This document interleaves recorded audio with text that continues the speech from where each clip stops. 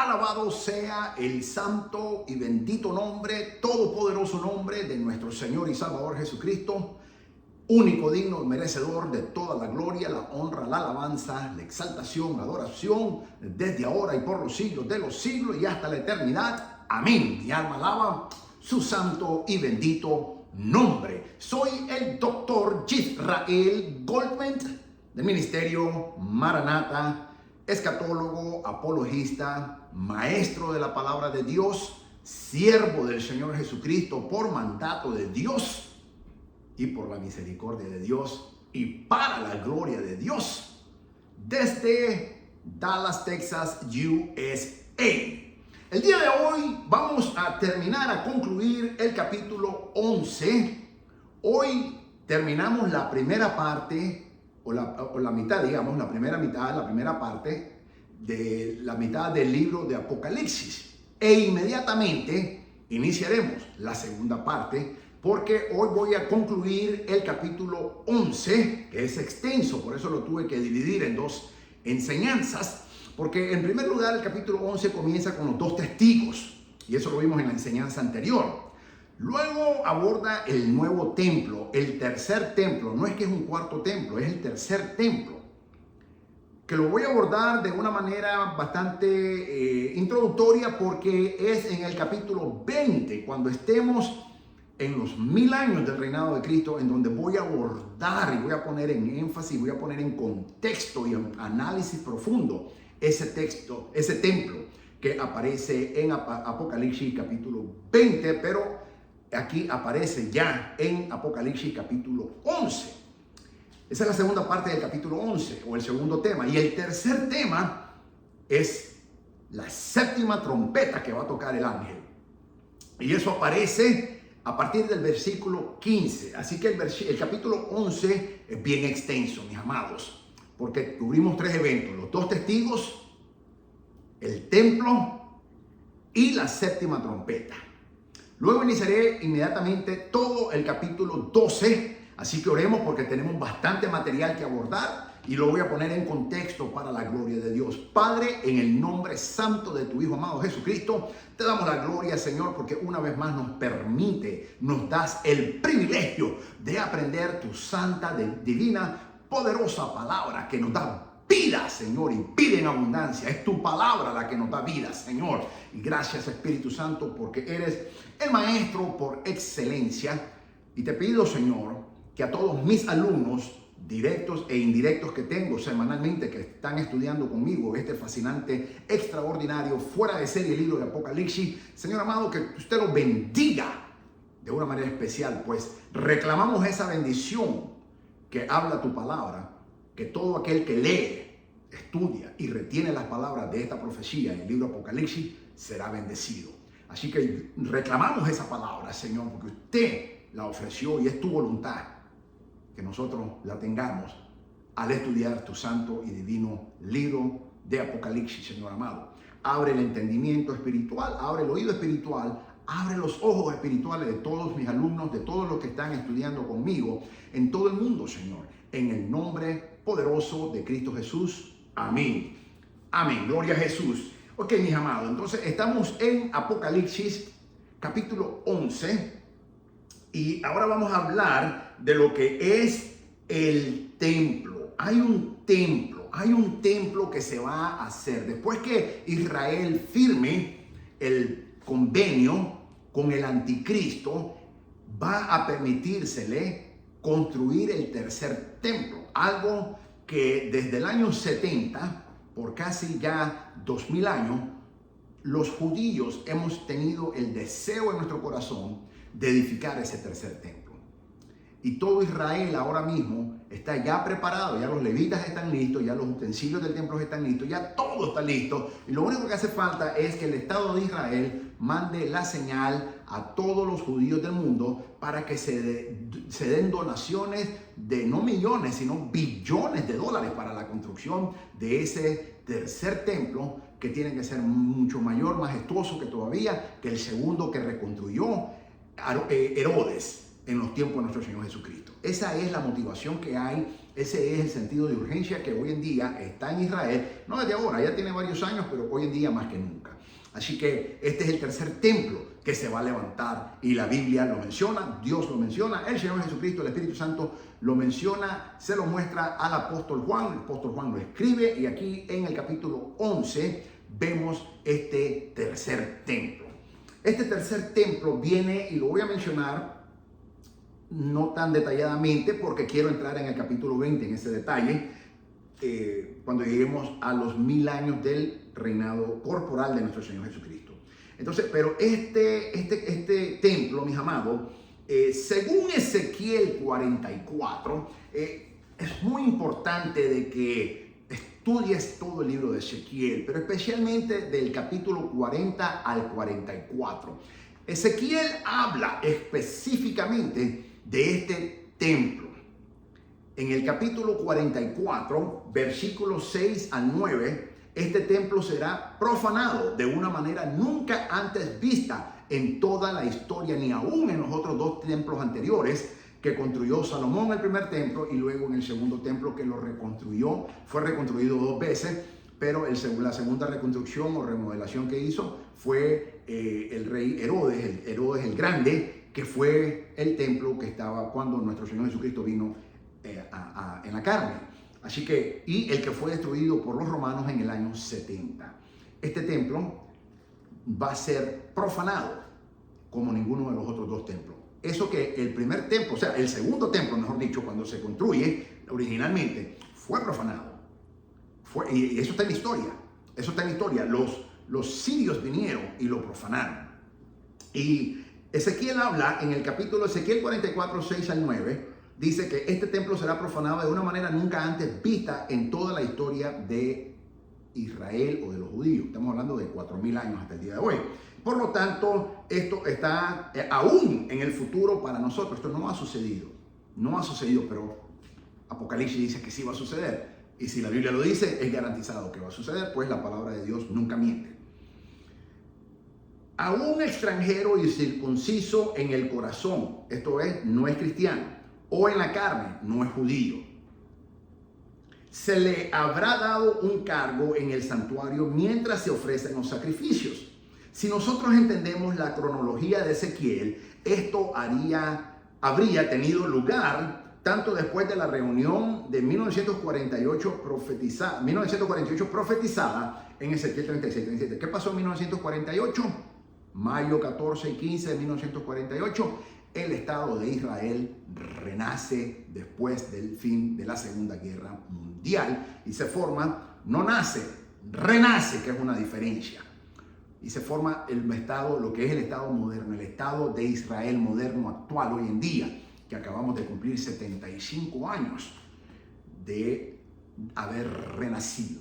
Entonces esto sucede y se cumple la profecía que el Señor da en Ezequiel 36, pero específicamente Ezequiel 37, que es el Valle de los Huesos Secos, como el despertar nacional profetizado en Ezequiel 38 y 39. Pero antes de que inicie el reino milenial, y Ezequiel habla específicamente del reino, se le llama, nosotros le llamamos, en la teología cristiana le llamamos el reino milenial o del milenio, los 1000 años de gobierno corporal de Jesucristo. Eso es Apocalipsis capítulo 20. Sin embargo, Ezequiel lo llama de otra manera. Ezequiel se le llama la era mesiánica, o sea, la era donde el Mesías estará reinando. Eso es Ezequiel. Ezequiel y los judíos lo conocemos de esa manera. Entonces, en Ezequiel 38 y 39 nos da muchas pautas el Señor, pero esto va a ser antes del reino milenial.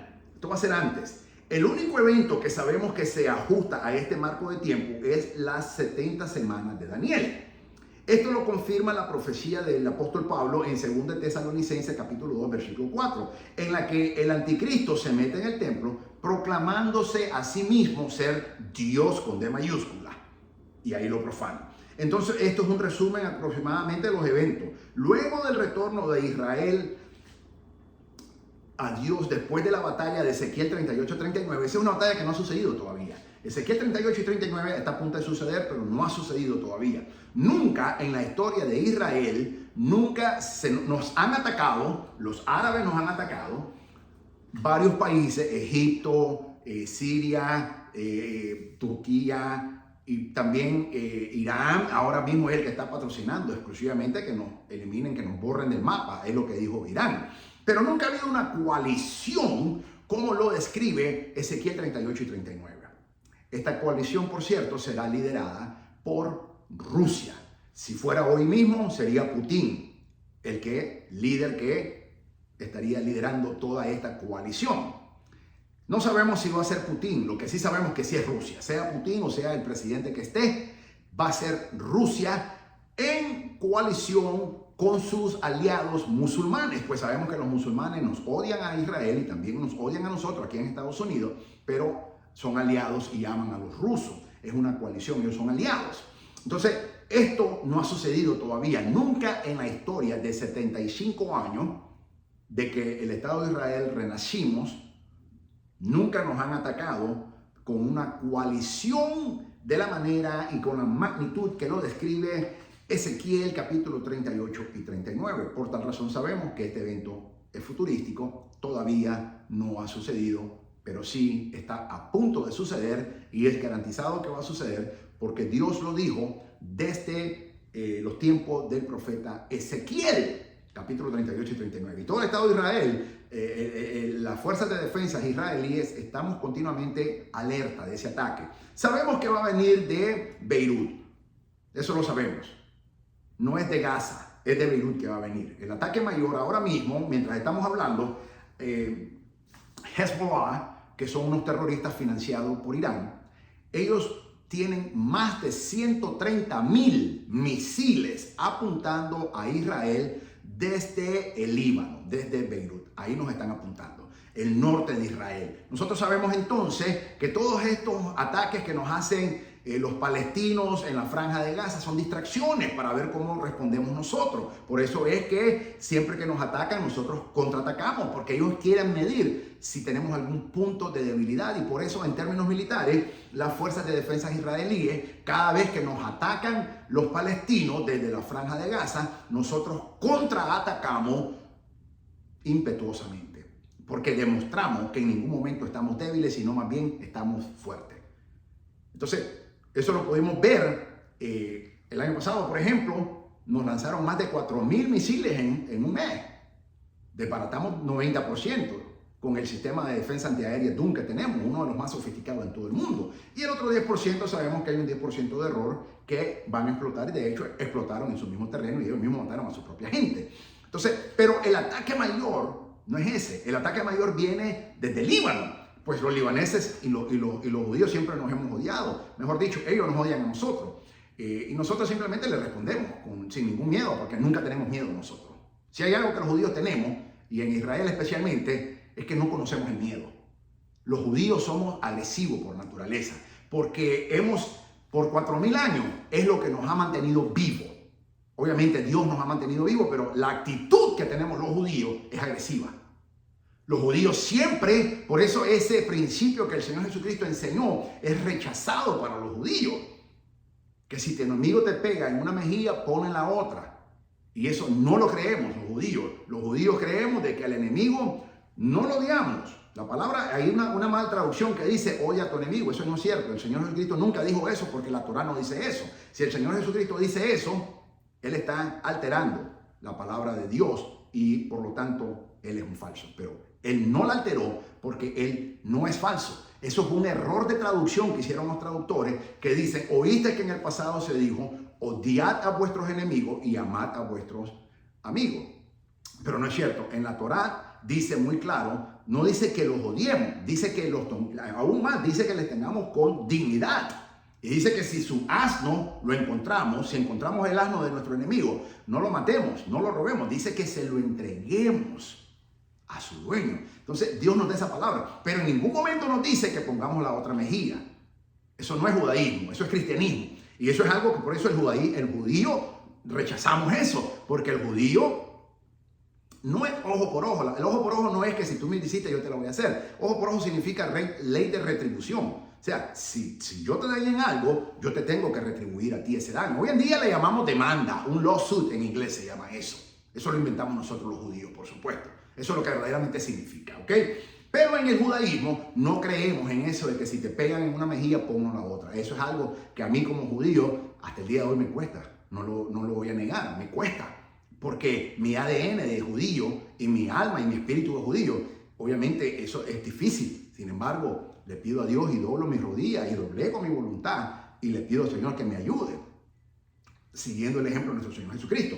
Pero esto es algo que nosotros los judíos sabemos de que nuestro enemigo, y tenemos tantos enemigos que nos están rodeando, más de 22 naciones nos están rodeando en todo el Medio Oriente, más los rusos, lógicamente, sabemos que nos van a atacar. Entonces, los libaneses, sabemos que ese ataque, hay más de 130,000 misiles apuntándonos ahora mismo. Y por supuesto, nosotros tenemos todo nuestro armamento listo para borrar del mapa a todo el Líbano y aún a Irán en el momento que ellos nos ataquen. Sin embargo, la profecía, según la profecía bíblica de Ezequiel 38-39, nos dice que no vamos a tener necesidad de disparar ni siquiera un misil, ni siquiera una bala vamos a tener que disparar, porque la profecía en Ezequiel 38-39 dice que Dios va a eliminar a todos los enemigos. Ese va a ser el fin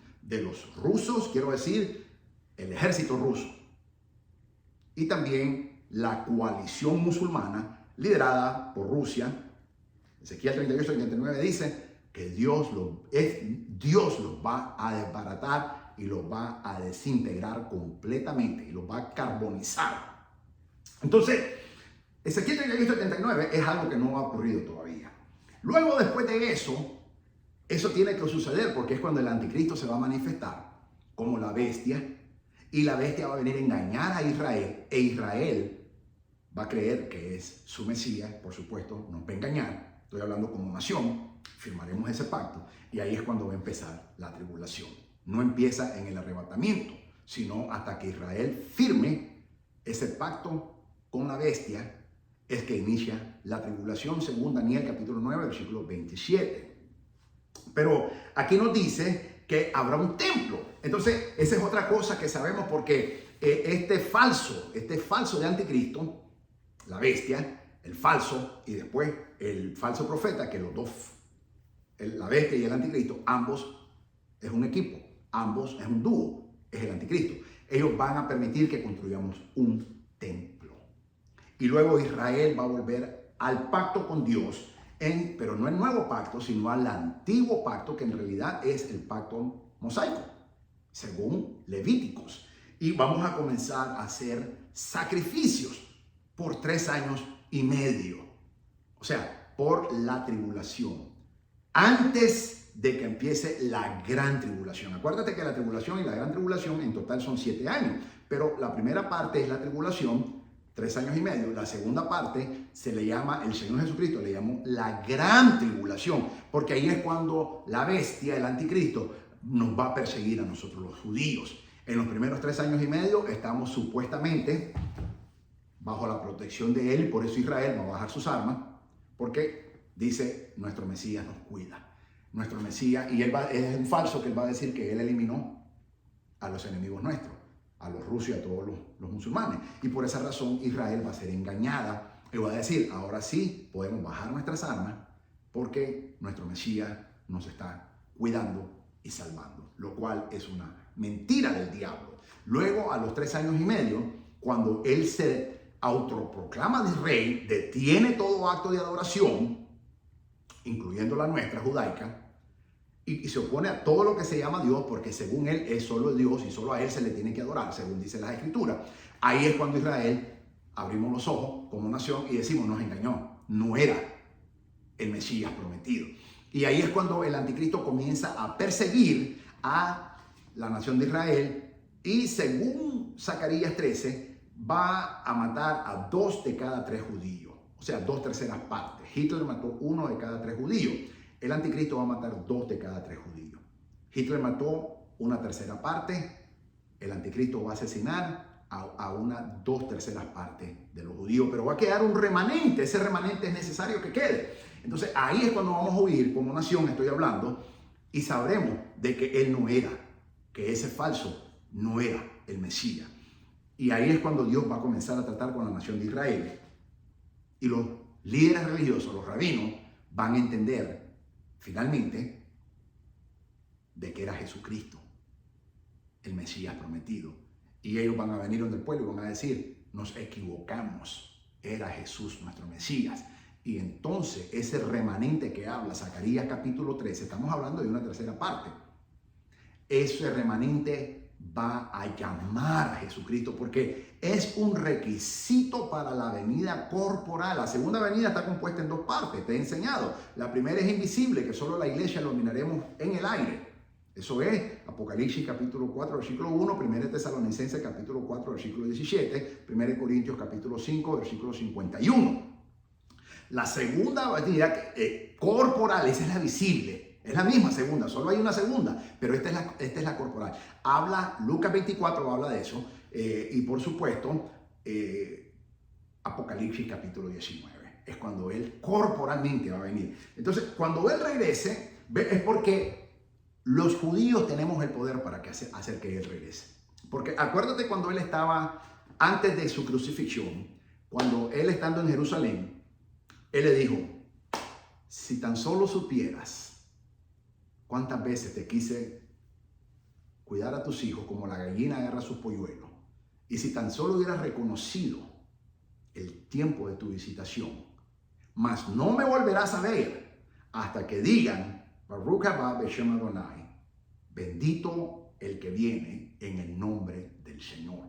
Entonces, el Señor lo puso como un requisito para que él corporalmente regrese, Apocalipsis capítulo 19, ese remanente, esa 3/4 parte que queda viva y huyendo, y Dios nos está protegiendo en el desierto, lo tenemos que llamar. Los gentiles podrán llamar a Jesús, pero no puede venir corporalmente. Nosotros, la palabra dice que la novia y el espíritu lo llaman y él vendrá invisiblemente. Y solo nosotros, y ese es el arrebatamiento, el harpazo. Pero para que, como el rayo sale del oriente al occidente y todo ojo lo mire, eso es su venida corporal, en donde todo ojo lo verá. Y todo oído lo oirá como pasa el rayo, y vendrá el Hijo del Hombre con sus ángeles y con gran gloria. Es porque Israel, ese remanente, lo llamó. Porque él le dijo, hasta que no me llamen, no me volverán a ver. Entonces, ese es el poder que tenemos nosotros los judíos, y Satanás lo sabe. Y por eso es que Satanás, en 4000 años de historia, nos ha querido eliminar.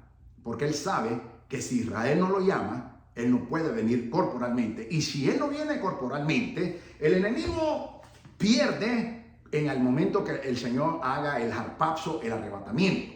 Sin embargo, él prefiere una pérdida no completa, sino parcial, pero él quedar en control del mundo.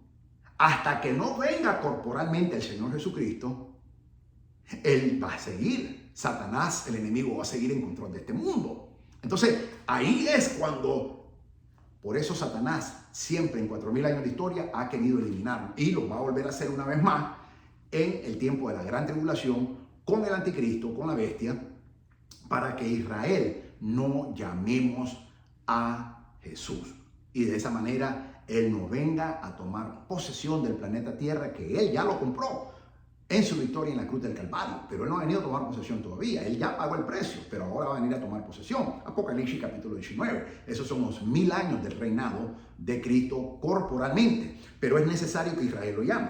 Entonces, en ese momento, Satanás está, a través del anticristo, la bestia, está engañando a todo el pueblo judío, haciéndole creer que él es el Mesías, lo cual es falso. Entonces ahí se va a construir ese templo. Israel está contento nuevamente. Israel se va a poner muy contenta. ¿Por qué? Porque tenemos nuestro templo. Estamos otra vez, volvemos al pacto mosaico. Hacemos los sacrificios levíticos y estamos contentos porque supuestamente ya nuestro Mesías está con nosotros. Estamos otra vez en los mismos sacrificios y todo aparentemente está bien, pero es una mentira. Es una mentira del diablo, pero luego Israel se dará cuenta y va a despertar y va a darse cuenta que fuimos y fue engañada por el anticristo. Entonces, en ese templo va a quedar, no se va a destruir, no se va a destruir. Este templo estará localizado al norte de Jerusalén, en Silo. Será profanado a la mitad de los últimos 7 años, como lo resume Daniel capítulo 9, versículo 24 al 27. Ezequiel capítulo 44, versículos 6 y 9 también lo dice. Mateo capítulo 24, versículo 15. Y segunda Tesalonicense capítulo 2, versículo 4. Todos hacen referencia, incluyendo al mismo Señor Jesucristo en Mateo 24, 15, de que este templo va a ser profanado. Pero ya Dios lo había dicho desde los días del profeta Daniel. Ese templo no será destruido.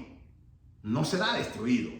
Este templo será la fuente del agua de vida y empieza a fluir en el día del Señor retorna. Zacarías capítulo 14, versículo 8 nos dice así: luego de una purificación y rededicación similar a la que conmemoramos nosotros los judíos con las fiestas de Hanukkah. Hanukkah no es Navidad judía. Mucha gente dice, que el Hanukkah es Christmas judía. No, no es ningún Christmas judía. Los judíos no creemos en Christmas, punto. No creemos en Navidad. Hanukkah significa la fiesta de la rededicación. Y celebramos 2 eventos. Uno, un milagro que hizo Dios, que el aceite durara 8 días cuando iba a durar solamente un día. Y fue lo que Dios nos dio para el tiempo que venciéramos contra los griegos. Y segundo, es el tiempo de la rededicación, donde nosotros los judíos rededicamos ese segundo templo. Eso es lo que nosotros llamamos el Hanukkah.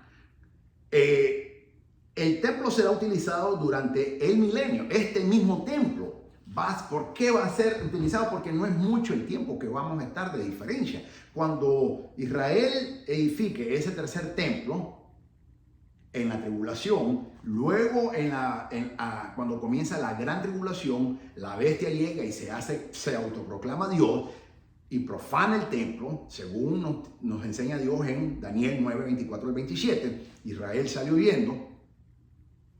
El anticristo comienza a perseguir a todos los judíos en todo el mundo para eliminarnos, porque él no quiere que llamemos a Jesús, porque él sabe que nosotros los judíos tenemos el poder de llamar a Jesús. Es que hay algo cuando los judíos oramos. Un gentil puede orar y no sucede lo mismo cuando un judío ora. Porque Dios nos dio eso a nosotros. Dios nos dio ese poder a nosotros y Jesucristo nos dijo de que si nosotros no lo llamamos, no vendrá. Por eso es que cada vez que un judío se para y clama en el nombre de Jesús, algo poderoso sucede. Eso no sucede con los gentiles, porque es algo que Dios nos dio. El Señor Jesucristo nos dio a nosotros, los judíos. Únicamente nosotros tenemos ese poder de traerlo, la presencia del Señor, y tenemos el poder para hacer que Él regrese corporalmente. Entonces, y Satanás lo sabe, y por eso siempre nos odia y nos quiere eliminar a todos los judíos, no solo en Israel, sino en cualquier parte del mundo donde hay un judío. Satanás nos quiere eliminar, especialmente si ese judío es como yo, que también es un creyente en Jesucristo, con mucha más razón todavía. Pero que el Señor lo reprenda. Este templo no va a ser destruido. Este templo va a llegar hasta los 1000 años en Apocalipsis capítulo 20. Y va a estar por todos los 1000 años, para que tú sepas. Pero no va a estar vacío. Van a haber sacrificios nuevamente, según los sacrificios levíticos. Y eso va a suceder durante los 1000 años del reinado corporal de Jesucristo, según aparece en Apocalipsis capítulo 20. Aquí muchos pastores, colegas míos, están en desacuerdo conmigo, pero yo les digo, lean Ezequiel del 40 al 44. Habla de un tercer templo y eso no ha sucedido. Y sabemos que la palabra de Dios es eterna y que cumple, según Isaías 55, la palabra que Dios dice nunca regresa vacía. Así que sí habrán sacrificios nuevamente aún durante los 1000 años, pero eso te lo voy a explicar y te lo voy a enseñar con más detalle cuando lleguemos a Apocalipsis capítulo 20, porque es muy profundo eso. Entonces este templo será utilizado durante el milenio de esta manera. Su propósito será recordar la obra del Señor. Ahí está la diferencia. Los judíos, estoy hablando como nación, durante los 1000 años, o el milenio como se conoce comúnmente, Apocalipsis capítulo 20, todos los judíos vamos a estar haciendo sacrificios nuevamente. Pero serán de manera recordatoria, ya no porque hace falta ese sacrificio, sino de la misma manera que el Señor instituyó la iglesia, que conmemoremos la Santa Cena, que se llama, que somos elementos, porque de esa manera proclamamos al Señor y recordamos, dice, de esa manera estamos diciéndole al mundo hasta que el Señor venga. De esa misma manera, Israel lo va a hacer de una manera recordatoria. ¿Recordando qué? Recordando que rechazamos a nuestro Mesías por estos 2000 años o más posiblemente. Entonces va a ser de una manera simbólica, recordatoria, pero el Señor va a estar. Y por eso hay templo, léelo. Apocalipsis capítulo 20 lo dice bien claro, hay un templo. Y si Israel tiene un templo, es porque va a ser sacrificio. Así que, pero va a ser de una manera recordatoria, recordando la obra del Señor y la cruz, y proveer una perspectiva a los hijos de ellos. Porque en la tradición judaica, nosotros tenemos que contarle las historias a nuestros hijos. Eso es algo que tenemos que hacer, la Torá nos ordena eso. Entonces, nosotros tenemos que recordarle ahora la historia, así como le recordamos a nuestros hijos de cuando el Señor nos sacó de Egipto y todas las maravillas que hizo. Ahora nosotros le vamos a recordar cuando el Señor nos vino a visitar y le negamos en la cruz del Calvario. Entonces, ahí los hijos van a tener que aprender eso porque ellos pues, no conocen. Esa es la labor de los padres. Eso es algo que en el judaísmo es obligatorio de que hagamos. Durante la era del reinado corporal de Cristo, para que escojan, ellos tienen que escoger la salvación. Eso es interesante porque Apocalipsis 20, hay 1000 años en donde el Señor Jesucristo está gobernando el mundo desde Jerusalén. Nosotros, su iglesia, estaremos co-gobernando con Él, pero los hijos, tanto de los santos de la tribulación como del remanente de los judíos, tienen que ser salvos y tienen que reconocer la salvación del Señor. Entonces, esos son 1000 años de que el Señor va a dar la oportunidad. Y el profeta Isaías en el capítulo 65 habla específicamente de que tendrán 100 años los hombres para elegir ser salvos. El que no elige la salvación a los 100 años será eliminado. Dice que ya no morirán como ahora los niños que mueren a veces de 10 o de 1 año, 2 años. Según Isaías 65 habla de que en la era mesiánica, el hombre que más joven va a morir va a tener 100 años, pero va a tener 100 años para elegir la salvación. Y si no elige la salvación a los 100 años, automáticamente es eliminado. Y si elige la salvación al llegar a los 100 años, vivirá por todo el milenio y después por la eternidad. Eso es muy interesante porque muchos pastores no lo ven de esa manera, pero escatológicamente ahí está, hermenéuticamente lo dice bien clara la Biblia.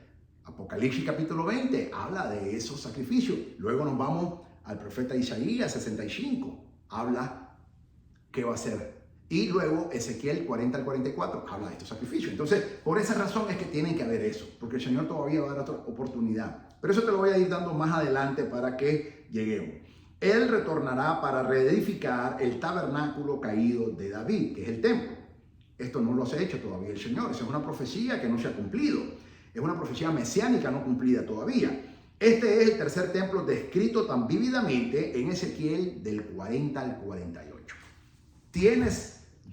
Léete Ezequiel del 40 al 48 y te vas a dar cuenta cómo Dios habla de que habrá un tercer templo, de que volverán los sacrificios de Israel, y eso se conoce como la era mesiánica, cuando estemos en el Mesías ya. Entonces eso va a ser. Cuando sucede eso, Apocalipsis capítulo 20, los 1000 años del gobierno corporal de nuestro Señor Jesucristo. Así que esto es muy interesante. Bien, mis amados, de esa manera, cuando lleguemos al capítulo 20, vamos a seguir con esto, porque en el capítulo 20 del libro Apocalipsis habla más específicamente de esto. Aquí, el capítulo 11 se menciona de este tercer templo. Te doy la referencia, léete Ezequiel capítulo 40 al 48 para que mire, y nada de eso ha sucedido. Pero la palabra de Dios siempre va a suceder. Así que por eso es que va a suceder esto. ¿Y cuándo va a suceder, doctor Coleman? Esto sucede Apocalipsis capítulo 20, que son lo que se conoce típicamente como el milenio, que la Biblia no le llama milenio, le llama los 1000 años del gobierno corporal de Jesucristo. De esa manera, mis amados, vamos a entrar ahora. Aquí concluimos la primera mitad del libro de Apocalipsis. Ahora vamos a iniciar la segunda mitad. Vámonos entonces. Bueno, me falta un punto más. La séptima trompeta. Ahí terminamos con la primera mitad del libro de Apocalipsis. Apocalipsis 11:15 dice así: el séptimo ángel tocó la trompeta y hubo grandes voces en el cielo que decían: los reinos del mundo han venido a ser de nuestro Señor y de su Cristo, y Él reinará por los siglos de los siglos. Y los 24 ancianos que estaban sentados delante de Dios en sus tronos se postraron sobre sus rostros y adoraron a Dios diciendo: te damos gracias, Señor Dios Todopoderoso, el que eres, el que eras y el que has de venir. Eso hace alusión al Padre, al Hijo y al Espíritu Santo. Y el que has de venir, porque has tomado tu gran poder y has reinado. Versículo 18. Y se airaron las naciones y tu ira ha venido y el tiempo de juzgar a los muertos y de dar el galardón a tus siervos, los profetas, a los santos y a los que te temen tu nombre, a los pequeños y a los grandes, y de destruir a los que destruyen la tierra. Finalmente suena la séptima trompeta.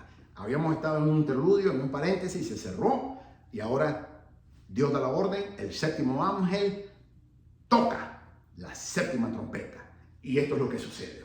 El sonido de la séptima trompeta trae un anuncio de que el mundo ha llegado a ser el reino de Cristo y que Él reinará para siempre. Apocalipsis capítulo 20, versículo 4. Eso es la era milenial o los 1000 años del reinado corporal de Cristo. Ezequiel 21, capítulo 21, versículos 26 y 27. Daniel capítulo 2, versículo 44. Daniel capítulo 4, versículo 3. Daniel capítulo 6, versículo 26. Zacarías capítulo 14, versículo 9. Estas son las referencias bíblicas.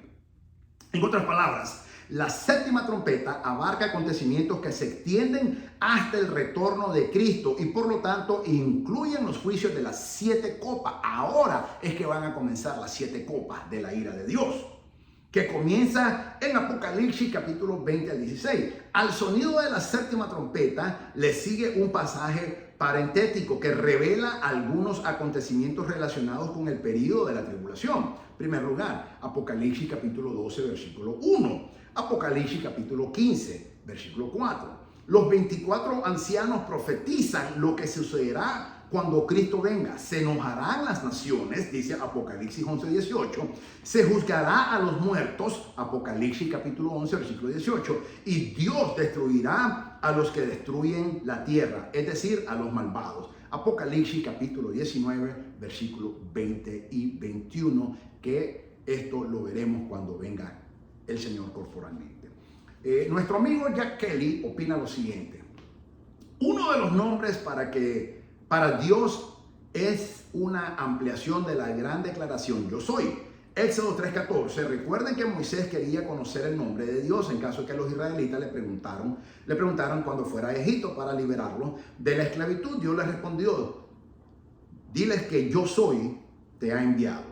Juan ha usado este nombre con anterioridad, traducido como el que es y el que era y el que ha de venir. Eso es lo que significa yo soy. Apocalipsis 1:4. Observa que la porción y que has de venir ha quedado fuera en este pasaje. La razón es que con el sonido de la séptima trompeta, el futuro ya no es futuro, ya es presente, ha llegado.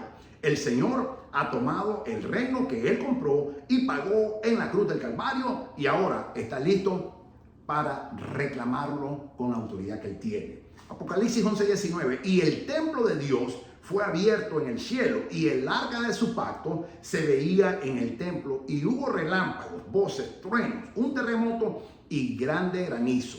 Aquí vemos más de la firma de Dios advirtiendo sobre los juicios inminentes en el cielo. La gran tribulación ha dado comienzo y lo primero que hay que hacer es expulsar de ahí al enemigo. De esta manera terminamos la primera mitad del libro de Apocalipsis. Hemos concluido el capítulo 11 e inmediatamente vamos a iniciar el capítulo 12. Vamos a iniciar la segunda mitad del libro de Apocalipsis. Recuerda que son 22 capítulos. Acabamos de terminar el capítulo número 11. Vamos a iniciar el capítulo número 12. Así que vamos a entrar. El capítulo 12 es sumamente interesante porque hay que expulsar al enemigo del cielo. La palabra del Señor le llama la mujer y el dragón. Y hay mucha confusión con ambos aquí. Pero la Biblia es clara. La palabra nos dice quiénes son ambos. Apocalipsis capítulo 12, versículo 1. Dice así. Discúlpame que cerré ahora mismo. Apocalipsis 12, versículo 1, habla de la visión que tuvo, o mejor dicho, la gran señal que se vio en el cielo y que la vio el apóstol Juan. Apareció en el cielo una gran señal, una mujer vestida del sol con la luna debajo de sus pies y sobre su cabeza una corona de 12 estrellas, pero esta mujer no es María. No es María como engañó la Iglesia Católica hace muchos años diciendo que esa mujer era María. Esa no es María. Esa no es María. La Biblia dice quién es. Versículo 2. Y estando encinta, clamaba con dolores de parto en la angustia del alumbramiento. El capítulo 12 presenta 4 grandes conflictos entre Dios y Satanás. El conflicto de Satanás, primero, con Cristo y su obra de redención. Apocalipsis capítulo 12, versículo 1 al 5. Segundo, con los fieles de Israel. Apocalipsis capítulo 12, versículo 6. Apocalipsis capítulo 13, versículo 16. Tercero, con el cielo. Apocalipsis capítulo 12, versículos 7 a 9. Y cuarto, con los creyentes. Apocalipsis capítulo 12, versículos 10, 11 y 17. La mujer representa a los fieles de Israel. Esta no es la iglesia. Esta no es María, mucho menos. ¿Ok? La mujer que está aquí, esa gran señal que mire el apóstol Juan en Apocalipsis capítulo 12, la mujer representa no a todos Israel, no a todos los judíos, sino a los fieles de Israel, por medio de los cuales vino el Mesías. Pues sabemos que fue Israel que Dios usó como una mujer para que naciese nuestro Señor Jesucristo, nuestro Mesías, utilizando a María como judía que es, pero esta mujer no es María. Aquí la Iglesia Católica engañó por muchos años y creo que todavía siguen con ese engaño, diciendo que esa mujer es María. Esa mujer no es María. Esta mujer representa ni tampoco a Israel, sino representa a los fieles, o sea, ese remanente de Israel. Por lo cual Dios nos dio a nuestro Mesías al mundo, según Romanos capítulo 9, versículo 5, lo dice bien claro. Esto lo indica no solo el nacimiento del niño, sino también la referencia al sol y a la luna. Aquí nuestro padre Jacob nos da la interpretación bien clara. Jacob habla y da la interpretación y dice quién es esta mujer. En Génesis capítulo 37, versículos 9 al 11, habla nuestro padre Jacob de quién es quién es esta mujer, quién es el sol, quién es la luna y quiénes son las 12 estrellas. Los que naturalmente se refieren a las 12 tribus de Israel. Nuestro amigo Kelly también volvió a opinar y dice: el hecho de que Juan la identifica como una señal quiere decir que la mujer no es real, sino que representa algo más. Y ese es Israel. De ellos obtenemos pista en Génesis capítulo 37, 9 al 10, en donde vemos que el sueño que tuvo José con su familia, que es el sol, la luna y las 11 estrellas, siendo él la 12ª estrella. Voy a llamar a nuestro padre Jacob para que nos interprete quién es esa mujer. Jacob 37, versículo 9 dice así: soñó aún otro sueño y lo contó a sus hermanos diciendo, aquí está hablando de José: he aquí que he soñado otro sueño, y he aquí que el sol y la luna y 11 estrellas se inclinaban a mí. 37:10. Y lo contó a su padre y a sus hermanos, y su padre le reprendió y le dijo: ¿qué sueño es este que soñaste? ¿Acaso vendremos yo y tu madre y tus hermanos a postrarnos en tierra ante ti? Sabemos nosotros, en el judaísmo José no es muy carismático, que se diga. no lo es. En el cristianismo es un héroe, en el judaísmo todavía sigue esa rencilla. El problema es que José era bien arrogante, ese era el problema de José. En el cristianismo se mira muy diferente, pero como esto es judaísmo, tenemos que irnos con lo que los judíos decimos, no con los cristianos, pues la Torá es judía. Entonces, sabemos muy bien que José era arrogante. Eso era José. Típico de ser judío, por lo general así somos los judíos. Pero José era más aún todavía. Aparte de que era, en inglés decimos que he was driven by power. La motivación que tenía José era poder. Él tenía la motivación del poder. Esto es judaísmo.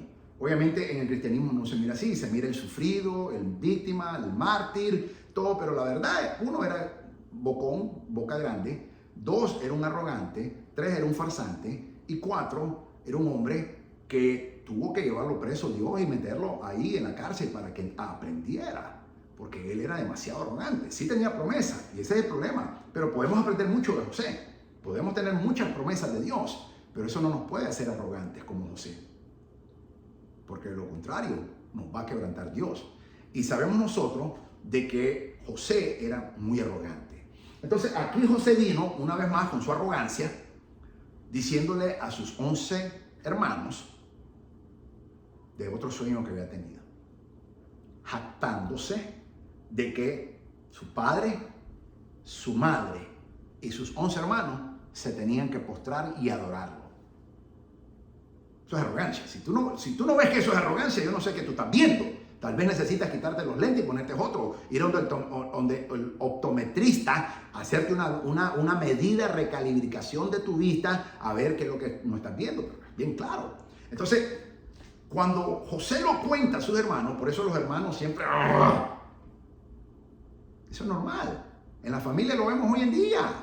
Si tú tienes un hermano y ese se la da más que tú y es el menor, pues, cállate, mocoso. Eso es lo que los hermanos mayores hacemos. Eso es normal. Eso es judaísmo, eso es normal. Toda la familia tenemos eso. Entonces, sabemos de que José era un gran farsante, un gran arrogante, un egocentrista, que todo tenía que girar alrededor de él. Él se sentía el centro del universo. Entonces, es verdad, tenía promesas de Dios, tenía un llamado de Dios, pero en ningún momento eso ni a ti ni a mí nos da autoridad de sobrepasarnos y creernos más que nuestros hermanos. Y aquí es donde tenemos que tener mucho cuidado. Yo conozco hombres y mujeres de Dios con grande llamado de Dios que por su arrogancia, a Proverbios dice que antes de la caída está la arrogancia y la altivez de corazón. Y por eso es que nosotros tenemos que tener cuidado. Que si Dios tiene un plan para nuestras vidas y Dios ha hecho un llamado para nuestras vidas y Dios tiene un propósito para nuestras vidas, no podemos caer en la arrogancia que cayó José, porque de lo contrario, ahí está la caída. Entonces, por eso es que dice la Biblia de que Dios mira de lejos al altivo, pero da gracia al humilde. Y aquí José no estaba humilde. A José lo humilló Dios en la cárcel. Ahí lo humilló Dios. Pero aquí él estaba un gran engreído, un gran arrogante, y él estaba diciéndole a su padre, a su madre, que ya había muerto, pero él estaba hablando de la madre todavía, y aún a sus hermanos, de que se iban a venir a postrar en tierra y adorarlo como que él era Dios. O sea, él tomó un papel de Dios, y por eso el Mishra nos enseña. Es que esto es lo interesante del Mishra, que los cristianos no saben Mishra, nosotros los judíos sí. Todo buen judío, un verdadero judío sabe Mishra. Yo conozco muchos judíos que no conocen Mishra, pero un verdadero judío que ha estudiado y guardado la ley de Dios, hablamos Mishra, porque ese es el lenguaje de los judíos. Entonces el Mishra nos enseña eso aquí, y por esa razón es que los hermanos tuvimos que venderlo, porque nos tenía fastidiado ya, el farsante ese, lo tuvimos que vender y le dimos una lección y Dios usó eso. Pero esto es un tema que en la iglesia cristiana no se ve de esa manera, porque siempre se victimiza a José como el pobrecito, la víctima, el sufrido. Pero la vida de José fue un gran arrogante al principio. Entonces Dios lo tuvo que quebrantar de esa manera. Tengamos cuidado tú y yo que no caigamos en esa arrogancia de José para que Dios no nos quebrante, porque Dios nunca nos puede usar si somos arrogantes y altivos. Dios terminó usando a José después que lo humilló, después que lo tuvo preso, lo vendieron como esclavo, hicieron muchas cosas y ahí Dios lo tuvo que quebrantar y humillar. Hasta entonces después Dios lo usó. Dios nunca te va a poner ni a ti ni a mí a gobernar y hacer el segundo si somos arrogantes. Tenemos que ser humildes delante del Señor. No importa las promesas, no importa lo que sepamos de Dios, no importa cuánto sepamos de Dios, no importa cuánta unción nos haya dado el Señor. Dios ve de lejos al altivo, pero da gracia al humilde. Y humillarse significa poner nuestra cabeza en rostro y tener delante de Dios ese rostro siempre, que Él es toda la gloria para Jesucristo, nuestro amado Señor, no yo, más nadie. Así que tengamos cuidado, aprendamos de lo que José nos enseña. Entonces aquí nuestro padre Jacob reprende a José, lo reprende. Y en Génesis 37:9, nuestro padre Jacob le dice: ¿qué sueño es esto que has soñado? ¿Acaso vendré yo? Pues Jacob era un profeta. Nuestro padre Jacob sabía muy bien, él había estudiado, porque la Torá no empieza en Éxodo 20 con la ley mosaica. Ya Dios había dado Torá desde Adán. Después le dio parte de la Torá, se la dio también a Noé. Después Dios se la da a Enoc, incluso la trae también antes de Noé. Después a Abraham. Entonces Abraham comenzó, y el Mitzvah nos enseña que nuestro padre Jacob estudiaba con Melquisedec. Entonces él conocía eso, y por eso es que él tenía esa revelación y era un profeta. Entonces aquí nuestro padre Jacob reprende a su hijo José y le dice: ¿qué sueños son estos que soñaste? ¿Acaso vendré yo? Porque él sabía que él era el sol, y tu madre representando a la luna, y tus hermanos como las otras 11 estrellas, postrándonos en tierra delante de ti. Y aquí nuestro padre Jacob reprende a la arrogancia de su hijo José.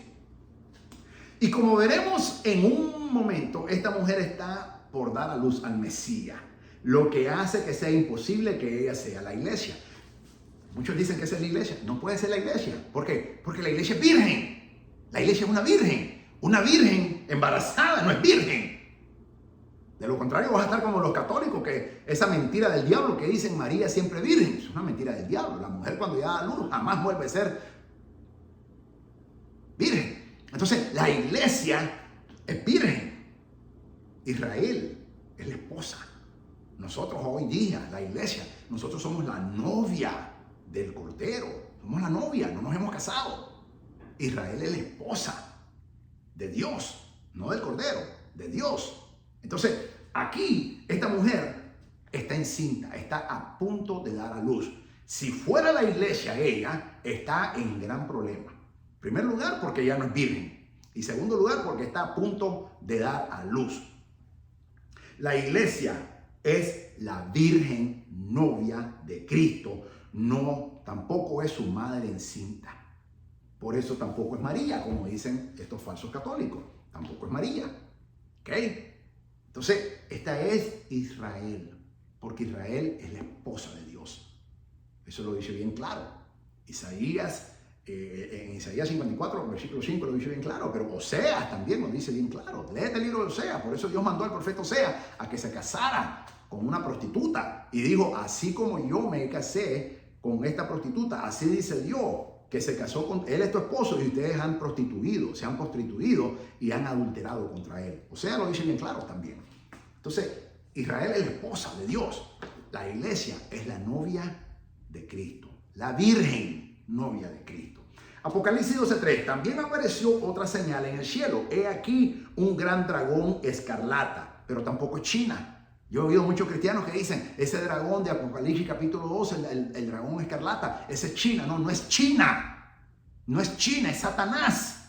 ¿Y cómo usted lo sabe, doctor Coleman? Porque la Biblia lo dice. Mira lo que dice la palabra. He aquí un gran dragón escarlata que tenía 7 cabezas y 10 cuernos, y en sus cabezas 7 diademas. Versículo 4. Y su cola arrastraba la tercera parte de las estrellas del cielo y las arrojó sobre la tierra.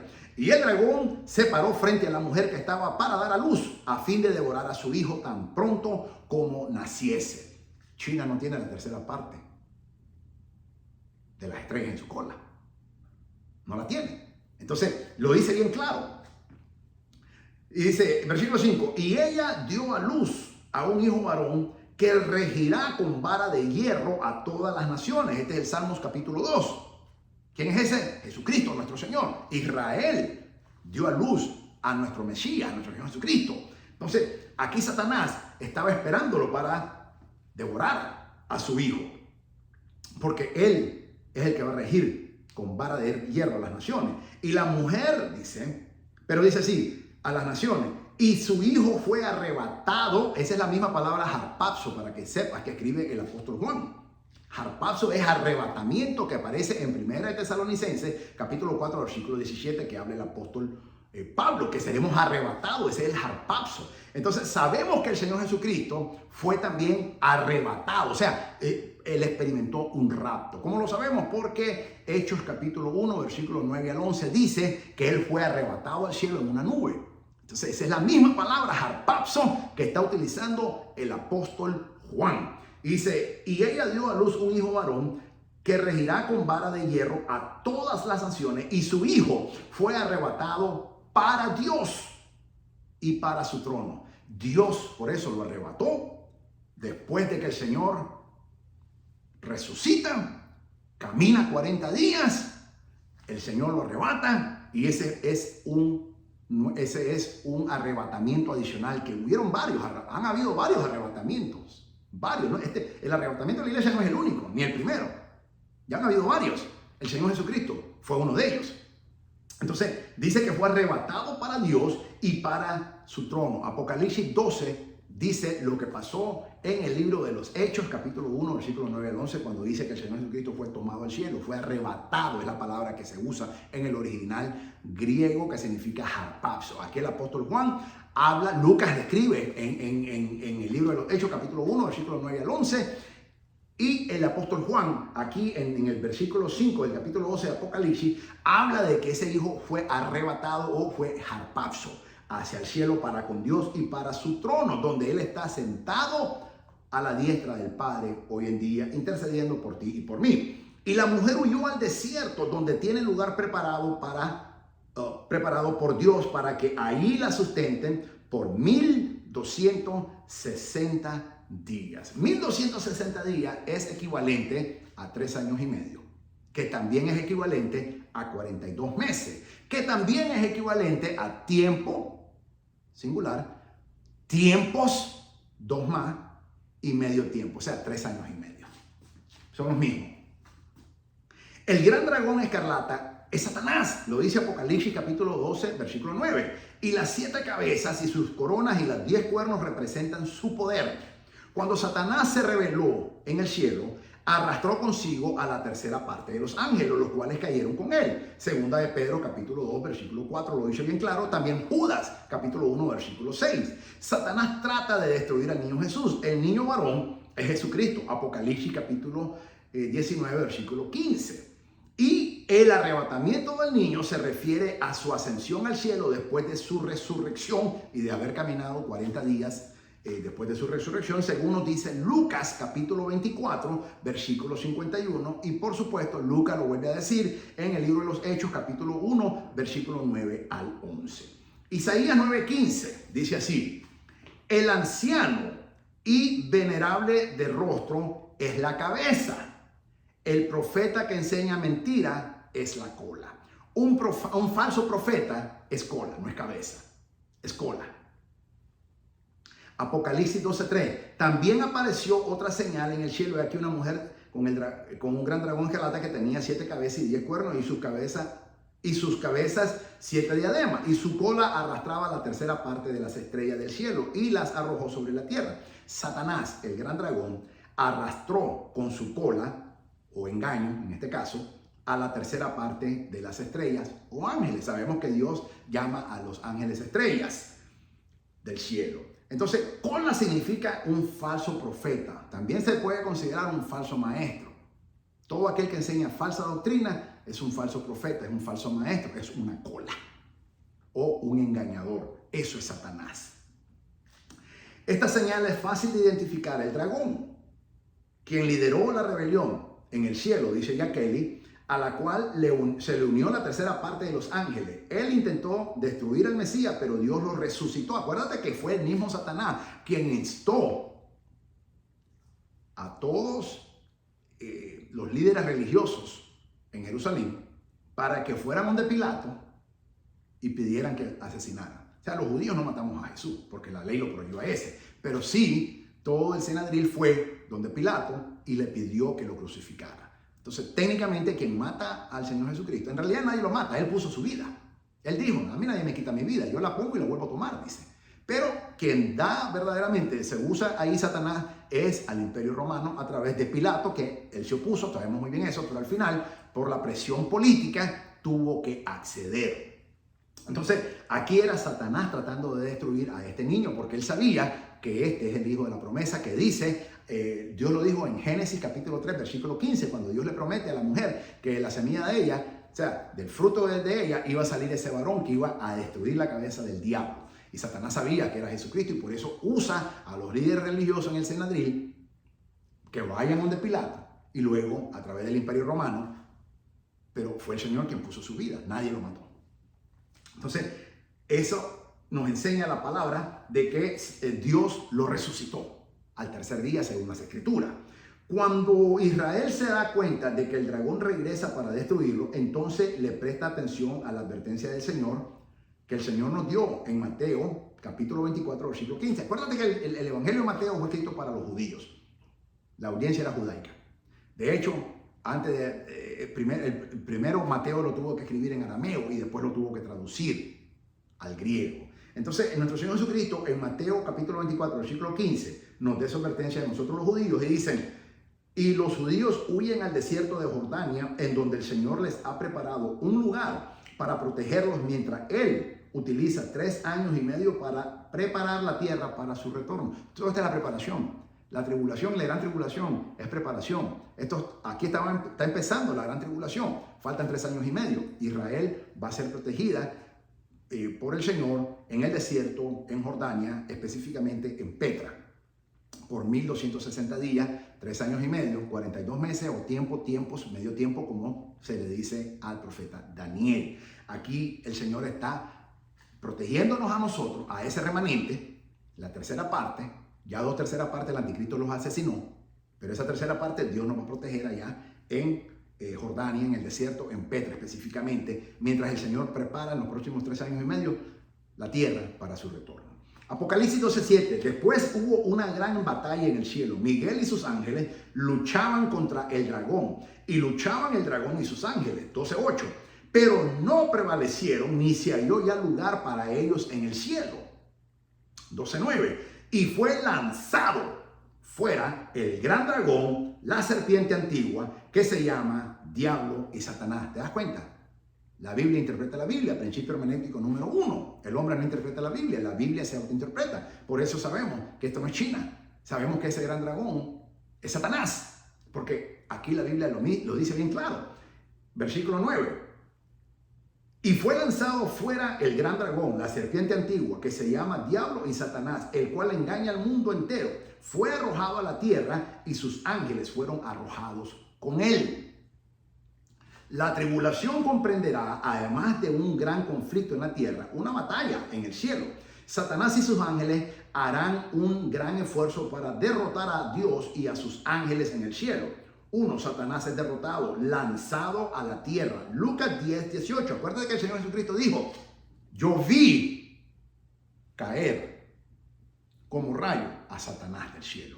Ahí el Señor Jesucristo, cuando regresaron los 70, alabando a Dios por el poder que habían tenido en su evangelización, el Señor Jesucristo dice, no os sé de esto, pues yo vi al enemigo, a Satanás, como lanzado del cielo como un rayo que cayó. Aquí el Señor Jesucristo estaba ya profetizando Apocalipsis capítulo 12, versículo 9 en adelante. Satanás es derrotado, lanzado a la tierra. Lucas capítulo 10, 18 lo dice bien claro. Y no se le permite más el acceso al cielo, porque a pesar de todo, Satanás todavía tiene acceso al cielo. Eso lo dice bien claro Job capítulo 1 y Zacarías capítulo 3. Él fue expulsado del cielo, pero de alguna manera él tiene acceso al cielo todavía. Y por eso te acusa a ti y a mí. Por eso estaba acusando a Job. Job capítulo 1 lo dice bien claro, que él llegó con todos los hijos de Dios, o sea, todos los ángeles. Y llegó también Satanás a dar cuenta. Entonces, de alguna manera sabemos de que él todavía, hasta el día de hoy, tiene acceso a una parte del cielo. No sabemos específicamente cuánto acceso tiene Obviamente no es no sabemos, no es en el trono de Dios, lógicamente. A ese era donde él estaba antes, que era cuando él estaba con los otros querubines, los 4 seres vivientes que habla Apocalipsis capítulo 4 en adelante. Él era el quinto y se reveló. Entonces él ya no tiene acceso a estar ahí, pero él tiene acceso a alguna parte del cielo, porque Job capítulo 1 lo dice bien claro, y Zacarías capítulo 3 dice que él de alguna manera tiene acceso al cielo y se presenta delante de Dios. Entonces, Satanás es derrotado, lanzado a la tierra. Lucas capítulo 10, versículo 18. Y no se le permite más acceso al cielo. Número 2. El cielo se alegra. Apocalipsis capítulo 12, versículos 10 al 12. Porque Satanás ya no es una fuerza espiritual en los lugares celestiales. Lo dice Efesios capítulo 6, versículo 12. Al mismo tiempo, esto ocasiona calamidad a los que están en la tierra. Apocalipsis capítulo 12, versículos 2 y 13. Esta caída de Satanás pudiera dar inicio en lo que en realidad es la gran tribulación. Ahí es cuando inicia la gran tribulación. Ok, ya que le dice así, Satanás está suelto ahora, impedido por estar en el cielo, ha sido lanzado a la tierra como lo predijo Isaías capítulo 14, versículo 12 y también Ezequiel capítulo 28, versículo 17. Isaías 14, 12 dice, ¿cómo caíste del cielo, oh lucero, hijo de la mañana? Cortada fuiste por tierra, tú que invitabas a las naciones. Ezequiel 28, 17. Este tema me encanta porque aquí es donde yo le hago su miserable vida a Satanás aún más miserable. Y cada vez que Satanás me ataca, yo lo contraataco de esta manera, recordándole lo que perdió y recordándole lo que le avecina. Y por eso él odia que yo enseñe el libro de Apocalipsis, porque es cuando se demuestra su final. Y él no quiere que la iglesia sepa esto, pero que el Señor lo reprenda. Y aquí es donde yo le disparo, I fire back, aquí es donde yo le disparo y yo contraataco los ataques que el enemigo, esta semana el enemigo me estaba atacando durísimo, pero que el Señor lo reprenda. Le doy la gloria a Dios que me dio la victoria y el Señor me guardó, pero aquí está mi contraataque, porque aquí yo le hago su miserable vida aún más miserable al maldito ese de Satanás, y que el Señor lo reprenda. Ezequiel 28, 17 dice, se enalteció tu corazón a causa de tu hermosura, corrompiste tu sabiduría a causa de tu esplendor. Yo te arrojaré por tierra delante de los reyes, te pondré para que miren en ti.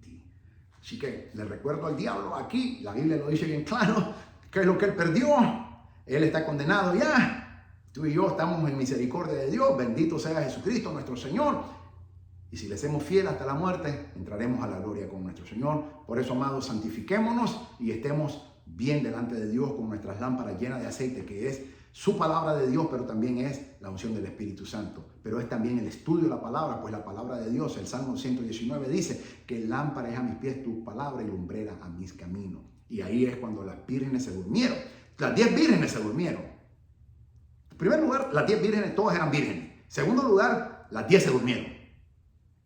Pero 5 eran prudentes, 5 eran imprudentes. Las prudentes eran las que habían estudiado la palabra de Dios. Y la palabra de Dios te despierta.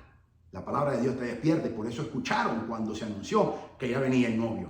Las que no estudian la palabra son las imprudentes, por eso no andaban aceite. Esas no escucharon cuando se anunció el retorno del novio. Por eso tú y yo tenemos que estar estudiando continuamente la palabra de Dios, porque la palabra de Dios nos despierta. Y eso es lo que Dios me ha mandado a mí como maestro que soy de la palabra de las Sagradas Escrituras, a despertar a su pueblo a través de la enseñanza y exposición de su santa y divina palabra para edificar a su cuerpo, para que no te quedes como esas 5 vírgenes insensatas, imprudentes, que no tenían aceite, no habían estudiado la palabra, porque la llenura del Espíritu Santo viene en el conocimiento de la palabra de Dios también. Así que representa ambos, la palabra de Dios, pero también la llenura del Espíritu Santo. Algunas personas erróneamente enseñan que esto sucedió ya hace mucho tiempo cuando Satanás fue lanzado, pero en Job capítulo 1, versículos 6 y 7 y Apocalipsis 12, 10 claramente lo explican. Satanás ha tenido acceso al cielo todo este tiempo. Todo este tiempo él ha tenido acceso al cielo. Job 1:6 dice, un día vinieron a presentarse delante de Jehová los hijos de Dios, entre los cuales también vino Satanás. 1:7. Y Jehová dijo a Satanás, ¿de dónde vienes? Respondiendo Satanás a Jehová dijo, de rodear la tierra y de andar por ella. Entonces sabemos que hasta el día de hoy Satanás tiene acceso al cielo. Pero ya aquí en Apocalipsis capítulo 12 es arrojado, lanzado como una porquería y basura que él es a la tierra y ya no tiene más acceso al cielo. Gloria a Jesús y los moradores del cielo, que ahí donde tú y yo vamos a estar, vamos a darle gloria a Dios, que ya el acusador ya no va a estar acusando más a los hermanos, en este caso a los santos de la tribulación, porque fue lanzado. De ella no tendrá más acceso al cielo y solamente tendrá acceso a la tierra, y él sabe que ahí sus días están contados ya. Y por eso yo se lo recuerdo para amargarle su miserable vida, amargársela e imponérsela aún más miserable de lo que ya es, y que el Señor lo reprenda. Entonces, Apocalipsis 12:10, entonces oí una gran voz en el cielo que decía: ahora ha venido la salvación, el poder, el reino de nuestro Dios y la autoridad de Cristo, porque ha sido lanzado fuera el acusador de nuestros hermanos, el que acusaba delante de nuestro Dios de día y de noche. Él fue despojado de sus títulos y de su posición primeramente en juicio, pero hasta ahora se le permite entrar y salir del cielo. Hasta ahora se le permite entrar al cielo. Y cuando lo hace, él susurra sus acusaciones en contra suya y mía al oído de Dios, acusándonos. Cada vez que yo pienso en esto, me consuela el hecho de que nuestro amado y bendito Señor Jesucristo, nuestro sumo sacerdote, le susurra al otro oído a Dios, intercediendo por ti y por mí, como nuestro sumo sacerdote, según Romanos capítulo 8, versículo 34, y mi alma adora su bendito nombre de nuestro Señor Jesucristo por su infinita misericordia. Apocalipsis 12:10, entonces hay una gran voz en el cielo que decía: ahora ha venido la salvación, el poder, el reino de nuestro Dios y la autoridad de Jesucristo, porque ha sido lanzado fuera el acusador de nuestros hermanos, el que acusaba delante de nuestro Dios de día y noche, y ellos le han vencido por medio de la sangre del Cordero. Es que hay poder en la sangre de Jesucristo nuestro Señor, hay poder en la sangre del Cordero, y así es como vencemos a Satanás, y de la palabra del testimonio de ellos, y menospreciaron sus vidas hasta la muerte. Por eso que tú y yo tenemos que menospreciar nuestras vidas para la gloria de Dios y no darle riendas sueltas a nuestra carne, sino sujetarla en obediencia a Cristo para que Dios nos dé esa vida eterna si le somos fieles hasta el último día, mis amados. Versículo 12, por lo cual alegraos cielos y los que moráis en ellos. Ay de los moradores de la tierra y del mar, porque el diablo ha descendido a vosotros con gran ira, sabiendo que tiene poco tiempo. Interesante que el capítulo 12 de Apocalipsis habla ya de ese juicio completo de Satanás. Obviamente el completo vendrá después en el capítulo 19, pero luego en el capítulo 20. Así que son parciales, ha venido parcial todos estos juicios de Dios. Eso es para atormentarlo más todavía. Número 12 en numerología bíblica significa número de juzgamiento o de gobierno. Aquí Satanás es juzgado por el gobierno supremo y eterno de nuestro Señor Jesucristo. Mi alma alaba su bendito nombre. Satanás acusa a los creyentes delante de Dios de servir a Dios por interés personal. Job capítulo 1, versículos 6 y 11 lo dice bien claro. También cuando Satanás está acusando al sumo sacerdote Josué en Zacarías capítulo 3, versículo 1. Él tiene acceso al cielo. Los creyentes fieles en la tierra vencen a Satanás al estar libres de su poder mediante la sangre del Cordero, la sangre de Cristo, al determinar que van a testificar acerca de Cristo. Por eso es importante que tú y yo testifiquemos de nuestro Señor Jesucristo, evangelicemos, es fundamental. La sangre de Jesucristo y nuestro testimonio es poder, que el enemigo es una bomba atómica que le tiramos cada vez que lo hacemos. Y también al demostrar la voluntad de servir a Cristo, cueste lo que cueste. Satanás sabe que está definitivamente perdido, que será derrotado dentro de poco y que tiene poder solo en la tierra. Ya no tiene acceso al cielo. El poco tiempo se refiere al periodo de la tribulación, o sea, solo 3 años y medio le restan ya. Su gran furia resulta en un sufrimiento para los santos de la tribulación y también para el remanente judío de Israel. Apocalipsis capítulo 12, versículo 11. Jack Kelly nos opina: observe que aquí, como el Señor lo hizo en Apocalipsis capítulo 3, versículo 10, Juan hace la distinción entre los que moran en el cielo y los moradores de la tierra. Eso no solamente se debe a nuestras diferentes localizaciones físicas, sino que es una indicación de la condición de nuestros corazones. Para la iglesia es el cielo. La inminente derrota de Satanás se recibe con gozo, pero en la tierra Es un tiempo de gran lamentación porque la guerra les ha llegado. Esta es otra pista de que el arrebatamiento de la iglesia es antes de la tribulación. Tú y yo estaremos ahí arriba y seremos los que estaremos alabando ahí a Dios cuando suceda Apocalipsis 12, que Satanás es lanzado y ya no tiene más acceso al cielo. El reino que Satanás perdió en su rebelión y juicio y que después lo robó al hombre a quien se le había dado, Adán, se ha convertido en un campo de batalla para la lucha más increíble de la historia. Las fuerzas espirituales de ambos lados se preparan de manera invisible detrás de sus contrapartes humanas. Esta fuerza pelearán hasta la muerte por el control del planeta Tierra. ¿Podrá el usurpador, quien ha puesto la antorcha y la espada destruyendo la misma cosa por la que está luchando para prevalecer al fin? Por supuesto que no. ¿O será el pariente redentor que con su sangre derramada ha redimido legalmente a lo que Adán perdió hace tanto tiempo atrás, quien tendrá la victoria? Por supuesto, sí. Este es nuestro amado Señor Jesucristo. Ese es nuestro pariente redentor. Apocalipsis 12:13. Y cuando vio el dragón que había sido arrojado a la tierra, persiguió a la mujer. ¿Quién es la mujer? Israel, que había dado a luz al varón. Este es el remanente judío, una tercera parte. Si lo vemos ahora, estamos hablando aproximadamente 6 millones de judíos. Habemos casi 18 millones de judíos en todo el mundo, entre Israel, Estados Unidos y todo el mundo, aproximadamente casi 18 millones de judíos. Entonces, ahí si es un remanente el día de hoy, estamos hablando de 6 millones.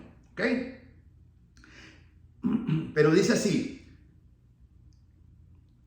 el versículo 14, y se le dieron a la mujer las 2 alas de la gran águila para que volase de delante de la serpiente al desierto, a su lugar, donde es sustentada por un tiempo y tiempos y la mitad de tiempo. Versículo 15. Y la serpiente arrojó de su boca tras la mujer agua como un río para que fuese arrastrada por el río. Pero la tierra ayudó a la mujer, pues la tierra abrió su boca y tragó el río que el dragón había echado de su boca. Entonces, versículo 17, entonces el dragón se llenó de ira contra la mujer y fue a hacer guerra contra el resto de la descendencia de ella, los que guardan los mandamientos de Dios y tienden el testimonio de Jesucristo. Quiero hacer un paréntesis. Esto es muy interesante porque hoy en día Israel es más apóstata que nunca. Aún en toda la Biblia hebrea, en el Antiguo Testamento, toda la apostasía de Israel no se compara a lo que Israel es el día de hoy. Israel no solamente se ha prostituido, sino que es apóstata. Ellos no guardan la ley. No guardan la ley. El 90% de los judíos en Israel no guardan la ley. Solo un 10% lo guardan. ¿Quiénes son esos 10%? Los ultraortodoxos. El 90% son seculares. Ellos lo dicen bien claro. Yo soy secular. No creo en la ley. Muchos de ellos hasta no creen en Dios. Son ateos. Entonces, la apostasía hoy en día de Israel es indescriptible. Como nunca antes en toda la historia de Israel ha sucedido. Hoy en día la apostasía ha llegado a un punto extremadamente culminante, preocupante, porque Israel no quiere nada de Dios. Entonces, aquí el dragón se llena de ira cuando la tierra abre su boca y se traga ese río que lanza el dragón de su boca para ahogar a la mujer, que es Israel, y va a hacer guerra contra los descendientes de ella. Pero dice bien claro, ¿quiénes son estos descendientes? No es todo judío, mira. Los que guardan los mandamientos de Dios. Esta es la Torá. Esta es la ley mosaica. Son los mandamientos de Dios. Y tienen el testimonio de Jesucristo. Hay 2 componentes aquí. Esto no es cualquier judío. En primer lugar, un judío que guarda la ley mosaica. Esa es la ley. O los mandamientos, como se le llaman. Pero a la misma vez, estos mismos judíos que están guardando la ley de Dios también tienen el testimonio de Jesucristo. Estos son judíos como yo que hemos creído en nuestro Señor Jesucristo. Entonces, esta es el remanente que habla Zacarías capítulo 13. Este es el remanente que Dios va a guardar. Entonces, el dragón, Satanás, el diablo, va a hacer la guerra contra los hijos de la mujer, que son los hijos de Israel, que guardan, no los seculares. Se los va a matar para que sepan. A todos esos seculares, idólatras, incrédulos, impíos, los va a eliminar. Dios va a guardar solamente a esa tercera parte, que son judíos que guardan los mandamientos de Dios, de la Torá, y tienen el testimonio de Jesucristo, que han entregado su corazón a Cristo, así como yo. Y como muchos. Yo no soy el único, pero no vemos tanto. Entonces, este se conoce como el remanente. Eso es, Zacarías capítulo 13 lo habla. A ese remanente es que Dios va a proteger. A ese remanente Dios lo va a proteger porque el dragón va a perseguir para hacerle guerra a ellos. Este es el remanente. Satanás tratará de destruir a la mujer junto con los seguidores del anticristo. O sea, Satanás y sus ejércitos y sus seguidores. Él perseguirá a los israelitas que aceptan a Cristo. Mateo capítulo 24, versículo 15 al 21, lo dice bien claro. Nuestro Señor Jesucristo lo profetizó.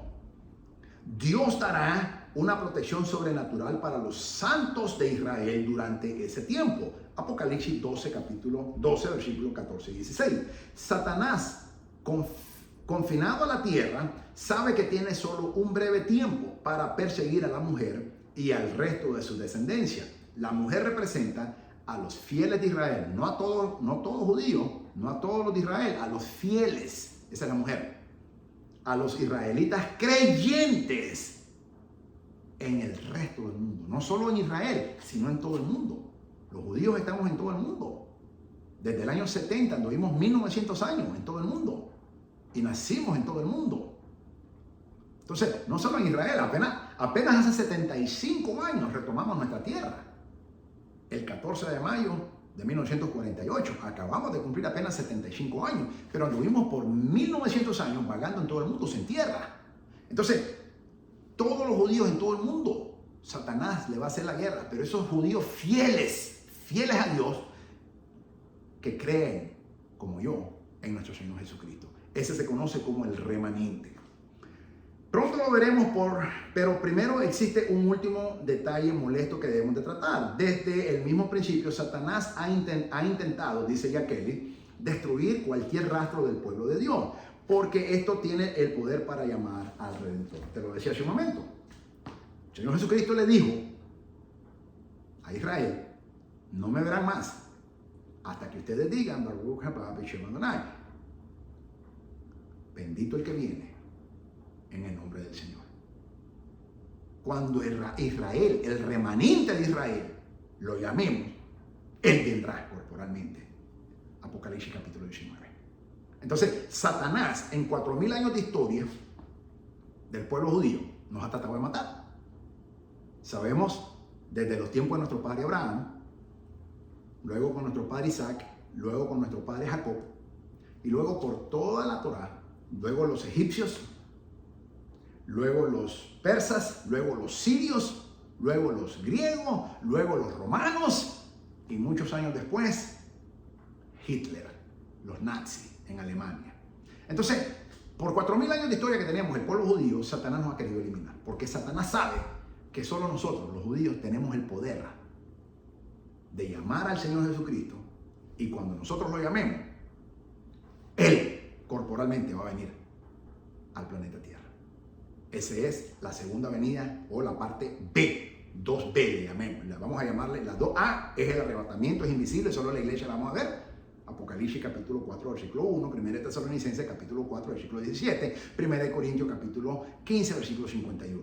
Pero luego, en la segunda venida, o la parte 2B, eso es Apocalipsis capítulo 19. Pero también Oseas capítulo 5 lo dice bien claro. ¿Okay? Entonces, Satanás sabe que solo los judíos lo podemos llamar, y que mientras Israel no lo llame, Él no puede regresar. Y si Él no regresa a tomar posesión del planeta Tierra, Satanás continúa gobernando. Específicamente después que ya no tiene acceso al cielo, el único acceso que Él va a tener es aquí en la Tierra. Entonces Él va a hacer lo que sea para que Israel no llame. El remanente fiel, estamos hablando. Él va a destruir a todos esos seculares. Es una lástima, pero lo va a destruir, porque Zacarías 13 lo dicho bien claro. Las 2/3 partes la va a destruir, pero Dios va a guardar a ese remanente fiel. Y ese remanente fiel es el que va a llamar. Yo no voy a estar ahí, porque yo ya creo en mi Señor amado Jesucristo y yo estaré allá en el cielo con toda la iglesia, pues yo soy parte de la iglesia también. La iglesia está comprendida de judíos creyentes y gentiles creyentes.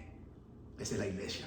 Entonces, pero este remanente tiene el poder y Satanás lo sabe. Y por eso ha querido Satanás destruir en toda la historia a Israel. Satanás ha intentado destruir cualquier rastro del pueblo judío o el pueblo de Dios porque éste tiene el poder para llamar al Redentor. Después de su rechazo y muerte, el Señor retornó al cielo, de donde había venido. Él juró permanecer ahí hasta que su pueblo, Israel, reconociera su pecado. Él sabía que las cosas se volverían más difíciles antes de que ellos se humillaran lo suficiente como para llamarlos de vuelta, para eventualmente que lo hagan. Oseas capítulo 5, versículo 15 y Oseas capítulo 6, versículo 2 lo dice bien claro. Mira lo que dice Oseas 5:15. Andaré y volveré a mi lugar hasta que reconozcan sus pecados y busquen mi rostro. En su angustia me buscarán. Para haberse ido, quiere decir que tuvo que haber estado aquí primero. Entonces aquí el Señor está profetizando cuando Él iba a venir a la tierra, a Israel. Oseas 5:15. Andaré y volveré a mi lugar hasta que reconozcan, ¿quién? El pueblo judío, Israel. Reconozcan su pecado y busquen mi rostro. Ahí es cuando ese remanente fiel de Israel va a llamar, va a buscar su rostro. En su angustia me buscarán. Esa es la tribulación para Dios tratar con el pueblo judío. Oseas 6:1. Venid y volvamos a Jehová. Aquí es Israel hablando. Aquí estamos nosotros los judíos como nación hablando. Oseas 6:1 dice, venid y volvamos al Señor, porque Él arrebató y nos curará, hirió y nos vendará. 6:2, nos dará vida después de 2 días. En el tercer día nos resucitará y viviremos delante de Él. Esos 2 días son los 2000 años de la historia de la iglesia, que ya está por concluir. Y ahí se cumple y después en el tercer día estaremos con el Señor como nación de Israel. Mientras tanto, si Satanás lo puede destruir, no quedaría nadie para llamarlo. Y si Israel no llama a Jesucristo, Él no puede venir. Es un requisito indispensable para la segunda venida corporal a la tierra. Él va a venir en el arrebatamiento sin que lo llame Israel. La novia y el espíritu lo están llamando.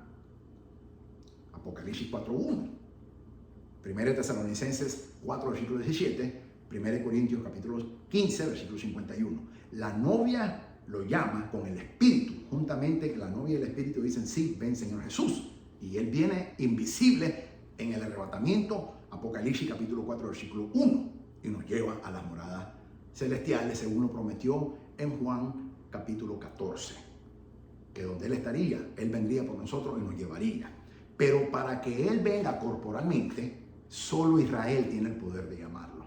Entonces, por eso el enemigo va a tratar a toda costa de destruir a Israel, porque si ya no existe Israel, ya no lo van a llamar los judíos, y si no lo llaman los judíos, Él no podrá. Se podrá haber llevado a la iglesia, pero no puede venir a regir el mundo con vara de hierro, como lo acabamos de leer en Apocalipsis 2, que también es el Salmo número 2, Apocalipsis 12, perdón, aquí, y el Salmo número 2. Donde Él va a regir, ese varón que nace, va a regir con vara de hierro. Ese es el Señor Jesucristo, y Satanás lo sabe. Y así ha sido todo el tiempo, utilizando a los musulmanes primero utiliza a los musulmanes, luego usa a los cristianos, en este caso los católicos durante las cruzadas, luego la Santísima Inquisición, que de santísima no tenía nada, eso era del mismo infierno que inventó el Papa y la Iglesia Católica para matar a millones de judíos. Y luego, los españoles, cuando los españoles, los reyes católicos de España nos expulsan a todos los judíos de España, y viene Cristóbal Colón, que por cierto, Cristóbal Colón no era italiano, tampoco era español, no era italiano, era judío. Y todos los que nos íbamos en el barco éramos judíos, que nos expulsaron, los reyes católicos, la Iglesia Católica nos expulsa a todos los judíos de España, y es cuando Cristóbal Colón viene y hace el descubrimiento de América. Eso es historia. Pero lo que no sabe la gente es que Cristóbal Colón era judío y que todos los que veníamos éramos expulsados, judíos expulsados de España, que nos expulsaron. Entonces, después los españoles, después los rusos, después los alemanes, después los italianos, después los ingleses y ahora nuevamente los musulmanes, encabezados por Irán. Y ahora Satanás ha estado obsesionado con eliminar del mundo a nosotros los judíos. Él sabe que si lo logra antes de que escuchen el llamado y clamen el nombre de Jesucristo, él habrá ganado. Pero el Señor lo reprende y el que gana aquí es Jesucristo nuestro Señor. Cuando dirija a Gog y Magog en un ataque sorpresa en el cual dará inicio a la semana 70 de Daniel, casi tendrá éxito, pero Dios intervendrá sobrenaturalmente y salvará a Israel. Aquí es Dios quien va a salvar a Israel. Israel no va a tener ni que disparar un misil, no va a tener que disparar ni siquiera un tiro, no va a tener. Dios va a intervenir directamente y Dios, Ezequiel 38 y 39 lo dice bien claro, Dios va a destruir a Gog y Magog, que es los rusos y toda la coalición musulmana que va a venir a atacar al pueblo de Dios, a nosotros los judíos. Sorprendentemente, esto hará que los judíos se vuelvan a él, pero aún estarán cegados. O sea, eso va a hacer que los judíos regresemos a Dios, pero todavía ciegos de Jesucristo. Todavía no creemos que Jesucristo es nuestro Mesías, pero aún estarán cegados al Mesías. Pero aquí en Apocalipsis 12, versículo 15, Satanás utiliza un torrente de agua como Dios lo había utilizado en contra de los guerreros híbridos de Satanás hace 5000 años atrás. Pero la tierra coopera con su creador tragándose el agua. Los judíos estarán seguros una vez más. Lleno de furia, Satanás se vuelve en contra de los santos de la tribulación. Mira lo que dice el doctor Darío Salas. El doctor Salas observa, ese mismo tiempo Israel huirá al desierto, protegida por la avivación norteamericana. Eso de norteamericana a mí no me gusta. No existe ningún país que se llame Norteamérica. Norteamérica son 3 países: Canadá, Estados Unidos y México. O sea, si tú dices Norteamérica, tú estás incluyendo a los canadienses y estás incluyendo aún a los mexicanos. Norteamérica incluye 3 naciones: Canadá, Estados Unidos de América y Estados Unidos mexicanos. Así que vamos a llamarlo como son, ¿ok? Los Estados Unidos de América. Ese es su nombre. Ningún país se llama América. Estados Unidos de América es el único país que tiene el de América. Ningún país en el continente americano, ningún país tiene que diga América. Entonces a los mexicanos se llaman Estados Unidos mexicanos, pero le decimos México. Pero a Estados Unidos no le decimos América, le decimos Norteamérica, pero eso es equivocación. Norteamérica son 3 países: Canadá, los Estados Unidos de América y México. O técnicamente los Estados Unidos mexicanos es el nombre oficial del país. Entonces, son 3 países. Entonces, aquí voy a corregir esta traducción que hicieron. Israel huirá al desierto protegida por la aviación estadounidense, por el águila. Sabemos que nosotros somos el águila. El ejército americano ampara a Israel y lo llevará refugiado a Jordania, a las cavernas de Petra. Apocalipsis 12:14. Y se le dieron a la mujer las 2 alas de la gran águila, para que volase de delante de la serpiente al desierto, a su lugar donde es sustentada por un tiempo y tiempos y la mitad de un tiempo. Según el doctor Salas y muchos académicos creen de que los Estados Unidos auxiliaremos a Israel. Yo discreto de ahí. Porque Ezequiel 38-39 dice que todas las naciones, eso incluye a los Estados Unidos de América, le dirán a los rusos, a Gog y Magog, en un sistema diplomático, cuando vayan a entrar a la tierra prometida, la tierra sagrada de Israel, para robarnos. Pero es Dios quien le va a poner como a un toro, en este caso a un oso, porque esos son los rusos. Pero es como, dice Ezequiel, lo pone y lo ejemplifica como que se le pone un gancho a un toro. Así Dios le va a poner ese gancho a los rusos y va a ser Dios quien nos va a alar a que vengan a querer invadir con una coalición musulmana de todos los países musulmanes que nos odian a Israel.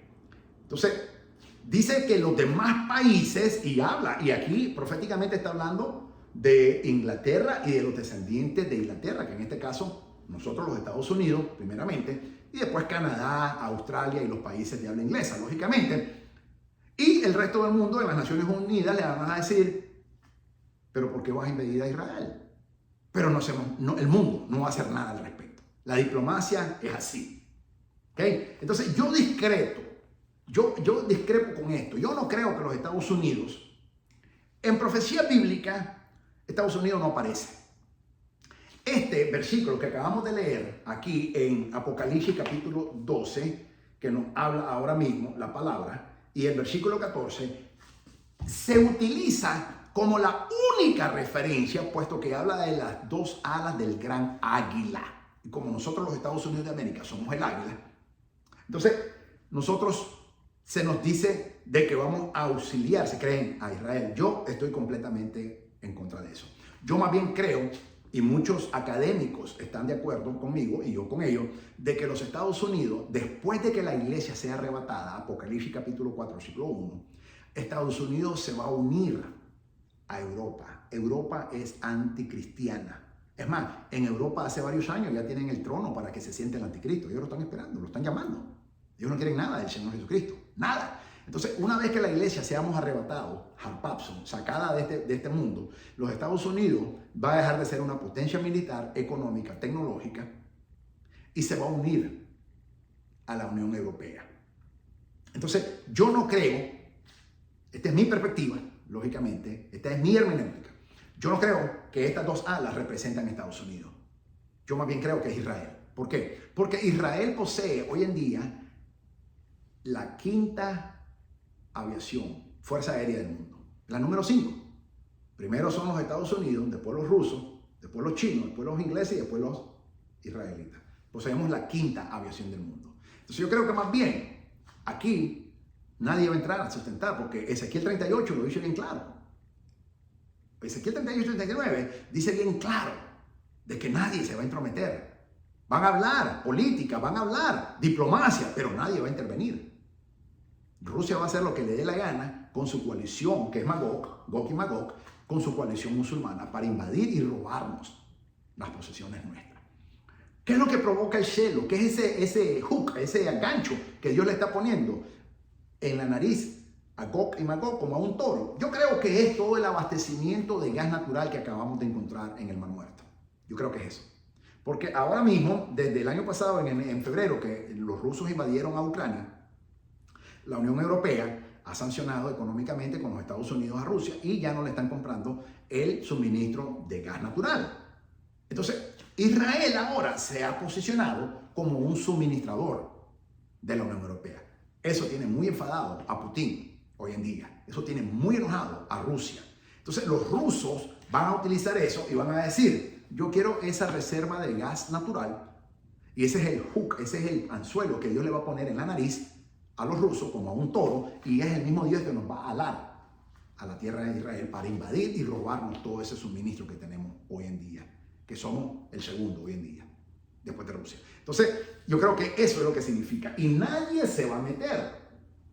Algunos preguntan si Estados Unidos aparece en las profecías bíblicas. El águila, que es Estados Unidos de América. Acuérdate que nosotros, el águila, aterrizamos, paramos en la luna. En el año 1969, hace 54 años, nosotros, el águila, los Estados Unidos de América, Neil Armstrong dijo, "The eagle has landed", el águila ha aterrizado. Y por 54 años, ni los rusos, ni los chinos, ni ninguna otra potencia, ningún hombre ha pisado la luna. Solamente nosotros lo hicimos en el año 1969, hace 54 años. Y desde entonces, y lo hicimos varias veces, no una, varias veces, pero ninguna potencia, los rusos nunca lo han hecho, tampoco los chinos, la India tampoco lo ha hecho. Han mandado satélites, han mandado naves espaciales, pero nunca a un ser humano. La única nación que lo hizo hace 54 años, en el año 1969, fuimos nosotros, los Estados Unidos de América. The eagle has landed. Fue el mensaje que mandó Neil Armstrong cuando tocaron la luna, y él fue el primer hombre humano en la historia de la humanidad que tocó, pisó, caminó sobre la luna, nuestro satélite natural. Entonces, en profecía bíblica, Estados Unidos en sí no aparece. Algunos toman esta parte de Apocalipsis 12:14, de las dos alas de la gran águila, y hacen alusión de que somos Estados Unidos. Pero yo estoy en contra de eso, porque yo no creo que estos somos Estados Unidos. Yo creo que esa es la misma fuerza aérea israelí que nosotros tenemos. Yo creo que somos nosotros mismos. Pues Ezequiel 38 y 39 lo dice bien claro. Nadie va a venir a ayudar a Israel. Nadie. Y es porque sencillamente Dios no necesita la ayuda de nadie. Y como es el mismo Dios quien va a intervenir poderosamente, sobrenaturalmente, Dios no necesita la ayuda de Estados Unidos ni de ningún otro país, sino que Él es suficientemente poderoso para destruir a Rusia y a toda la coalición musulmana que van a formar Gog y Magog para invadir a Israel. Por esa razón, yo sé que no somos Estados Unidos, porque entonces sería como que Dios necesita ayuda de los Estados Unidos de América. Dios no necesita la ayuda de los Estados Unidos de América. Los Estados Unidos de América necesitamos la ayuda de Dios, pero Dios no necesita la ayuda nuestra. Entonces, Ezequiel 38-39 lo dice bien claro. Ningún país, muchos van a hablar, mucha diplomacia, mucha política, pero nadie va a venir a ayudar a Israel. Porque Dios no necesita la ayuda de ningún país ni de nadie. Dios es Él es todopoderoso y Él no necesita la ayuda de nadie. Y Dios es el que va a proteger a su pueblo Israel de Gog y Magog, de esta invasión, de esa coalición que va a hacer los rusos con todos los árabes, los musulmanes, que habla Ezequiel 38-39. Por esa razón, yo digo de que Estados Unidos, esas dos alas no son Estados Unidos. El doctor Sala, que es un gran académico, y yo lo respeto mucho, lo admiro mucho, he aprendido mucho de él, he estudiado mucho con él, pero aquí yo discrepo con lo que el doctor Sala dice, porque Ezequiel 38-39 dice bien claro que ningún país va a intervenir. Entonces, si Ezequiel 38-39 dice que ningún país va a intervenir, consecuentemente los Estados Unidos no pueden intervenir, porque Dios no va a permitir que nadie intervenga, pues de Dios es la gloria y Él no comparte su gloria con nadie, y Él va a eliminar a los rusos, Gog y Magog, y a toda la coalición musulmana árabe que van a querer invadir a Israel, pero Dios mismo los va a destruir. Por esa razón no es los Estados Unidos. Usted puede creer lo que usted quiera, pero si usted se lee Ezequiel 38-39, dice bien claro que las naciones hablarán, habrá política, habrá diplomacia, pero ninguna va a intervenir. Ninguna se va a oponer a esa invasión que los rusos y los musulmanes van a hacer. Ezequiel 38-39 lo dice bien claro. Por esa razón, la Biblia me lo dice. Jeremías 49-16 dice así: tu arrogancia te engañó y la soberbia de tu corazón. Tú que habitas en las cavernas de peñas, que tienes la altura del monte, aunque alces como águila tu nido, de allí te haré descender, dice Jehová. Y también Abdías capítulo 4 dice así: si te remontaras como águila, y aunque entre las estrellas pusieras tu nido, de ahí te derribará, dice Jehová. Esto significa que la corrida espacial estuvo siempre condenada al fracaso. Dios siempre estuvo en contra de esa guerra espacial y de esa corrida espacial que se dirigió. Y por esa razón, desde el año 1969 y 70, creo que el 71 también fue la última vez que nosotros fuimos a la luna, nunca nadie, ningún ser humano, incluyendo a nosotros mismos aquí en los Estados Unidos, no hemos vuelto a ir a la luna, y nadie ha podido hacerlo, porque Dios condenó eso. Porque el lugar de los hombres no es en las estrellas ni en el espacio, es aquí en la tierra. Y Dios condenó eso. Es otra razón por la que Estados Unidos no aparece en profecía bíblica. Así que no confundamos las dos alas de la gran águila que habla Apocalipsis 12:14, que se le dio a la mujer a Israel, con los Estados Unidos de América. Yo más bien creo que esa es la misma fuerza aérea israelí, la quinta fuerza aérea más poderosa en todo el mundo. Eso es lo que yo creo. Porque Ezequiel 38-39 dice bien claro que ningún país vendrá a socorrer o a ayudar a Israel de Gog y Magog. Lo dice bien claro. Así que yo no puedo asumir de que Estados Unidos, esas dos alas de la gran águila, es Estados Unidos que viene a auxiliar a Israel. Cuando, principio hermenéutico número 1, la Biblia interpreta la Biblia, Ezequiel 38-39 dice que ningún país va a venir a ayudar a Israel.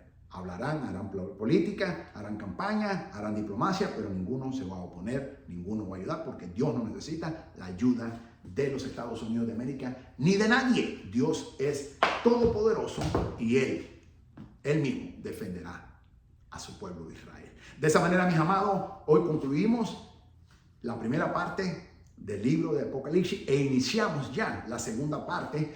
Hemos terminado el capítulo número 12. La próxima semana, con la ayuda del Señor, si no ha sonado esa trompeta, el capítulo número 13 es cuando la bestia sale del mar que representan las naciones. Ahora la bestia ya se va a manifestar porque ya empezó la gran tribulación. De esa manera quiero que oremos y te animo, léete Ezequiel 40 al 44 y si te puede llegar hasta el 48 mejor todavía. Pero también léete Ezequiel 38-39. Y ahí habla la guerra de Gog y Magog, que no ha sucedido todavía. ¿Okay? Aquí es donde se pone ya en perspectiva en Apocalipsis capítulo 12. Mis amados, de esa manera, le damos la gloria al Señor por darnos un privilegio más de aprender su santa y bendita palabra. Padre, en el nombre de Jesús, te damos la gloria a ti, solamente a ti, Señor Jesucristo, sea la gloria, porque tú eres bueno y misericordioso y nos permite aprender tu santa y divina palabra.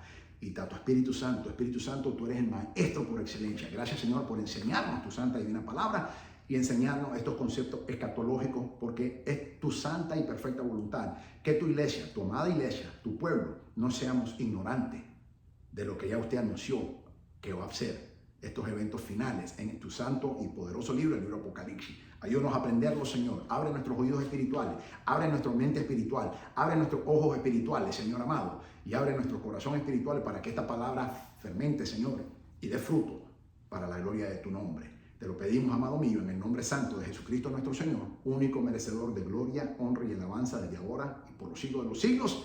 Amén. Mi alma alaba su santo y bendito nombre. Gloria a Dios. Soy el doctor Israel Goldman, escatólogo, apologista, maestro de la palabra de Dios, siervo del Señor Jesucristo, por mandato de Dios y para la gloria de Dios. Y mi alma alaba su bendito nombre. Del ministerio Maranata desde Dallas, Texas, USA. Que el Señor te bendiga, que el Señor te guarde, que el Señor resplandezca su santo, divino y poderoso rostro sobre tu vida. Maranata. El Señor viene pronto.